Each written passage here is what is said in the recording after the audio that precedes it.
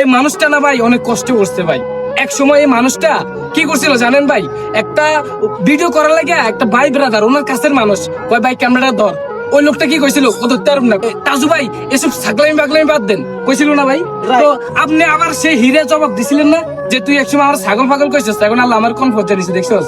মানে দেখছেন আল্লাহর পরিবর্তন, মানে পরিবর্তন কি পরিমাণ আগাই যায় তার সফলতা দেখলে আপনারা বুঝতে পারবেন যে এই মানুষটাই এত পরিমাণ ফলোয়ার কামাইছে সারা বিশ্বে, সারা বাংলাদেশে টার্গেট দিলেও এই পরিমাণ ফলোয়ার কোন ফেজে কোন মানুষ কামাইতে পারে নাই, হোক না সে মানবিক কাজ করুক, কামাইতে পারে নাই। রেকর্ড করে দিছে, বিশ্ব রেকর্ড আইনো খেলে মনে হয় করতে পারি।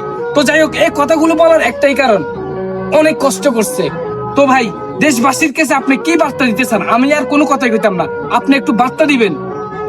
প্রবাসী বাইরে বিশেষ করে আপনার ভিডিও দেয়, আপনি কি অনুদান চান, নাকি আপনি আপনার ঘর বাড়ি চান, নাকি আপনি একটা ভালো ফোন দিয়ে এই জনগণের মাঝে আপনাদের যে করুণ পরিণতি সেগুলো ভিডিও করে তুলে ধরতে চান? কোন একটু সেটা আসলে আপনার দায়িত্ব ভাই। আসলে অন্য জেলার লোক হয়ে আমাদের জেলার কষ্টগুলো অবশ্যই বুঝতে পারছে। কেন বুঝতে পারলো কেন? তিনি কষ্ট করে আসছে, বুকে কষ্ট অবশ্যই লাগছে। দুদিন থেকে ভাই এখানে পড়ে আছে, কি খাইলো না খাইলো কষ্ট করে আছে ভাই।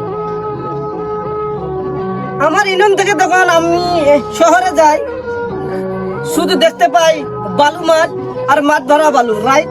অবশ্যই রাইট, অল রাইট। এখানে আসলে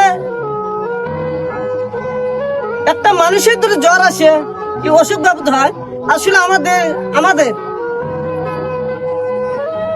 অবস্থা অনেক খারাপ হয়। চলে না একটা অ্যাম্বুলেন্স, সিরিয়াস ভাবে একটা যদি রুগী যদি একটা শহরে নিয়ে যেতে হয়, অনেক অবস্থা খারাপ হয়। রুগীর রাস্তায় মরে, তোর ঘরে ঘরে। ঠিক। তো শেষে একটা কি চান আপনি? এই সরকারের কাছে কি চাওয়া পাওয়া আপনি কয়ে দেন সরকারের কাছে। দেশবাসীর কাছে তো চাইছি, দেশবাসীর কাছে আমরা বিচার দিছি যে আমরা আমগো হাসপাতাল নাই, মাদ্রাসা নাই, মসজিদ নাই, আমগো করিন পরিণতি। এবার সরকারের কাছে কি চাওয়া পাওয়া?